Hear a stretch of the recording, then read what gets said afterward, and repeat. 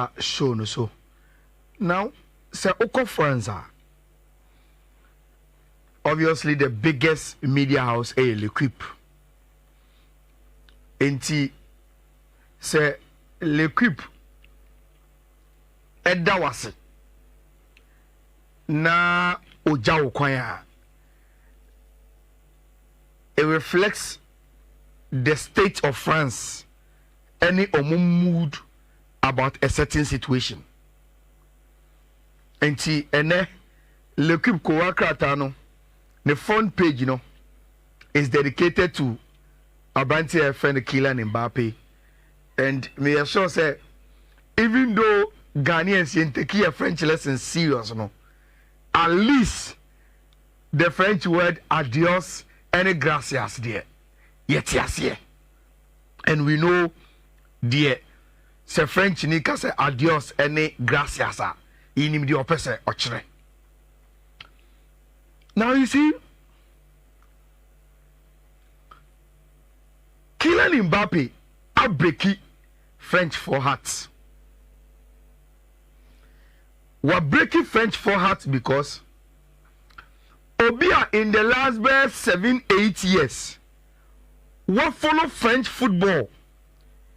Any project on Bessomoya with Paris Saint-Germain will understand say Kylian Mbappé a breaking French for hearts. Now, Rich, some years ago, Anna man bina oye adwuma European Union. Ye no Pierre Moscovici. Na oye former France omo finance minister. Ana okoye adwuma ewo the European Commission. And I say European Union. Na oye in charge of economics. Ana case be by European courts. Etia the state of Spain. Na case na by and say in Europe yam peninsula amma states and fasika and sponsor sports at a club level. For instance, Europe man and peninsula Spain and for national state money and sponsor Real Madrid and Barcelona, but they were doing it. Spain for now say Barcelona and Real Madrid they queer and my attention back row no so. And say almost setting up Ibiza money holiday site because the superstars in football ewo mukromu na ombeko akoju omaniti attract other foreigners and tourists emomo basa acronym. Ye dis asem ni wie no. Spain D4. And European Union no omo agriculture grant na omo de ma Spain. Na oko Canary Islands so abebi Las Palmas mo no omo di dua grapes no omo di Spanish wines no omo che grants no so as punishment to Spain. But Rich, the lesson from our court proceedings was taken by Pierre Moscovici and odo ko ma France mine say massa e di agro Spain for ne say omo investment into football abro mo a lot of economic and tourist gains. In Then France for no to say okay, see because European Union no emma kwai state money. Young France sponsor clubs no. And yet what we will do and say you be change the model e dey run clubs no. Na ye biem na ya GG clubs no mo di no. Every French owners na omo se dey ni sika no. Na ye dey ma foreigners omo ska. No mo do sika ba be shem. When they do that, they will have the purchasing power. Na ometimi compete with Real Madrid, money Barcelona mo. No more to players, papa superstars number. Say yes or no, their attention will come to France. Then the second one, and they say we need to be hosting a lot of the sporting events. That is the reason why next Olympic Games air course for France. Within that period, France are hosting the European Championship. And they open World Cup so as a hosting game after France 98. Now, Rich, almost that is our project, Their biggest gain was Qatar. G2 Muse, Omo Ebaba J Club at your Paris Saint-Germain, no Oma invested woman. Now, Rich, when they invested in Paris Saint-Germain, Omo superstars bebree aba club nim.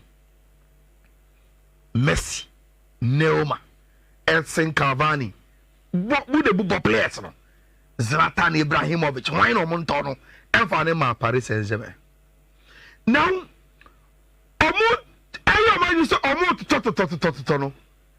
still now, Rich, Omuntiminya, the most prestigious football trophy in Europe at the club level, which is the Champions League. And Thiago Silva, Mo Marquinhos, they beat competition to these players. But still, Omuntiminya Champions League now. Rich, because of atoto, any egos kesiya our Paris Saint-Germain. Coach bien who are surviving the political arena near into coach Beko Laurent Blanc, Carlo Ancelotti, Thomas Tuchel, Mauricio Pochettino. Creme de la creme of coaches. Still now, the place is too toxic with ego. And the survive it. Now, Rich, when I go through all the turbulence, no. Now, after Paris Saint-Germain, I imagine okay. Yema Messi nko, Yema Neymar nko, Yema superstars nko. Na yenwe direct ye vision into building Paris Saint-Germain into superstars mum, but French superstars. They are the angry players be a free other part of Europe. Na ye di omako. Say ye be ye betimi ati ego no so no. Rich, they took that decision in favor of Mbappé and Kylian Mbappé. The French project at Paris Saint-Germain now was in favor of Kylian Mbappé. That is why Kylian Mbappé extending the contract the last time now. Now, Rich, they did that, and now player Nanka and Unti almost called the French project at Paris Saint-Germain now is saying goodbye to club and friend Paris Saint-Germain. And indeed, he has broken the heart of the French people. But we are too much in a civilized world. Say obisi opeso kwa. Even if the states ever you can't force him. But the truth of the matter, and say, Kylian Mbappé kona okono, he has betrayed the French football project. At the club level, and indeed, as you are jubilee house winning in our say, a bent and a from Kromuhako. Now, a new weapon and L'Equipe are producing. L'Equipe produced this graphic for Fefe. So, in terms of goals, our Paris Saint-Germain, Kylian Mbappé is the top scorer of the club, 255 goals. Since I obey PMU in 2017, no player and I said more goals in the French League are actually Kylian Mbappé 174 goals. He has been the face of the club and the face of the league. Nankasa. But how did we get here in the last 2-3 days? It started with this video. Time at Paris Saint-Germain. A posting on video unveiling on new kits. Say Osha, very, very beautiful kit from Nike. But when Omu posted video, no, there was no sight of their poster boy. And I go for some video, yeah, be a Kylian Mbappé in the media. And the journalists are catching in the last few months. So I went to the airport the last season, you know, and check. Official communique start to say if you are saying about a brand and Kylian Mbappé. Now, Rich, after this unveiling jersey for Paris Saint-Germain for next season, then came area the issue of the French president and the public statement Okoye Andy Eka Wasama Fifi and so Ebeka Wasam in this video. So, what's your journalists now? Obusa questions now.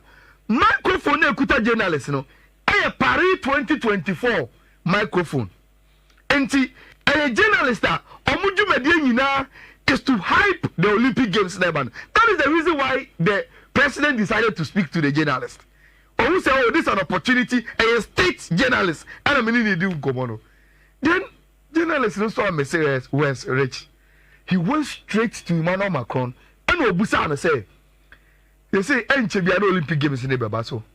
The French people want Kylian Mbappé to be the face of the Olympic Games. Now, a normal icon, who are you president of the nation, you know? Olympic Games in the Esiwa National. Will you be able to promise us, say, you be Kylian Mbappé now? Macron be na no or see you. Don't behavior to get Kylian Mbappé. Even if it has to take, say, the pressure. Ever to Kylian Mbappé, new future club so.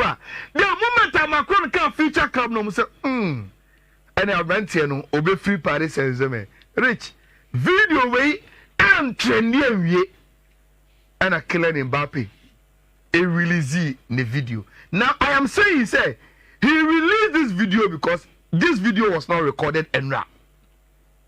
A video I recorded at all. And I pay the people report to say there are series of the plan how a Kylian Mbappé and the interact. Are you imagine say on communicate a club of first of PM or Real Madrid no. It is the first one. So a line clear via the next video be no. No, the next destination. No, yes. They've planned the way gradually they will announce say Omoko Tima your friend Real Madrid. Rich Obakaya on this show. Mabeka da say Kylian Mbappé is waiting. Say this season here woman. Obenya a situation where he will not meet Real Madrid. Say a year he will make the announcement. But because now Paris Saint-Germain still was in the Champions League competition and Real Madrid was in. And Kylian Mbappé didn't want a situation where my announcer say me free Paris Saint-Germain. Obian say me call Real Madrid. Now feminine Real Madrid akwa ko share in the game. Intermediate no course no enyem nwa. But Rich, Metier is almost 4 minutes of the video. Kylian Mbappé mentioned a lot of people, teammates, sporting directors from Leonardo to Luis Ocampo, coaches on your my Juma any other. Rich, there is nowhere in the video Kylian Mbappé about the president of Paris Saint-Germain, Nasser El Khalifa. Nowhere. It is said, what but since 2017, what but with teammate, I know my Juma now since that time, no. Staff, I know my Juma now, Paris Saint-Germain Obomudi. Coaches, I want Juma and the Demu now Obomudi. Sporting directors, I want Juma and the Demu now Obomudi. Rich, one more Gororaga said in. And according to Le Parisien, no, the day before almost second leg against Dortmund, there was a presidential visit. Nasser Khalifa yes had the power before a big game be our training grounds. Oko already do no Rich. All the players and Paris Saint-Germain have a channel after training. Kylian Mbappé and Cochiano. Khalifa, Omo. Entamno, I said, Enti Enra, Kylian Mbappé, the president of the club. Now, this is what is going to happen. He is dropping the Paris Saint-Germain jersey and he is picking the Real Madrid jersey. But Rich, my final analysis on Kylian Mbappé will be where only Fifi area. How do you put him in the Real Madrid team? And will it be a difficult job? And I say easy because it's Carlo Ancelotti. Now, Rich, there is a video of Real Madrid a ball Bayern you know, dressing room of Real Madrid. Who seed of her? Who Thomas Tuchel? Our Bayern coach in our Real Madrid dressing room. And the video way when President Florentino Perez after some qualifying final. Echo dressing room na oko chia players no any the coach. So video no start here. You see a very emotional hug between the